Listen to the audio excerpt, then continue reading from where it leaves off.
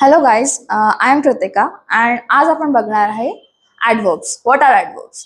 तर ॲडवर्ब्स म्हणजे काय? ॲडवर्ब्स म्हणजे सिम्पली क्रियाविशेषण. तर असे शब्द जे क्रियापद आणि विशेषण आणि दुसऱ्या क्रियाविशेषणाबद्दल जास्त माहिती सांगतात. तर आपण समोर त्याचे एक्झाम्पल्स बघूया की व्हॉट आर ॲडवर्ब्स. ही डेफिनेशन आहे की adverbs are the word that modify verbs, adjective, other adverbs and entire sentence. कसं तर by adding more information about how म्हणजे कसं, कधी, कुठे आणि कुठल्या प्रकारे काहीतरी घडतं.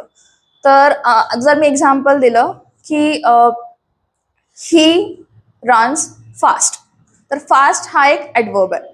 तर रन्स ही एक क्रिया आहे, एक ॲक्शन आहे. तर रन हा वर्ब आहे तिथे. तर तो तो धावत आहे, पण तो कसा धावत आहे? खूप चपळतेने धावत आहे. तर ही रन्स फास्ट. तर हा एक एक्झाम्पल झाला बेसिक ॲडवर्बचा. आपण कसे यूज करू शकतो तर समोर आपण बघूया की काही एक्झाम्पल्स घेतलेले आहे मी ॲडवर्ब्स बद्दल.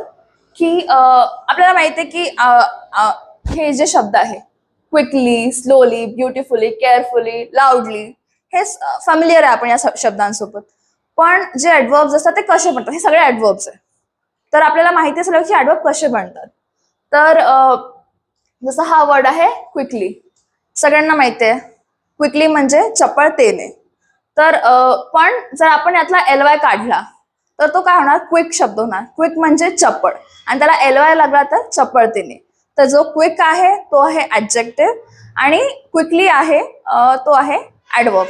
तर आता याचं मी तुम्हाला थोडंसं डिफरन्शिएशन करते की क्विक आणि क्विकली आपण सेंटेन्समध्ये कसं यूज करतो. तर ॲडजेक्टिव्ह म्हणजे काय? जे नाउन बद्दल इन्फॉर्मेशन देतं. तर आपल्याला म्हणायचं आहे शी इज क्विक. ती कशी आहे? ती चपळ आहे आपण म्हणू शकतो. पण आता मला क्विकली यूज करायचं तर मी काय म्हणणार आहे? शी रन्स क्विकली, की ती चपळतेने धावते. तर त्या चपळतेने काय सांगतं की तिच्या धावण्याची जी क्रिया आहे तिला जास्त आपण इन्फॉर्मेशन म्हणजे त्याबद्दल सांगतो की ती धावत आहे पण ती चपळतेने धावत आहे.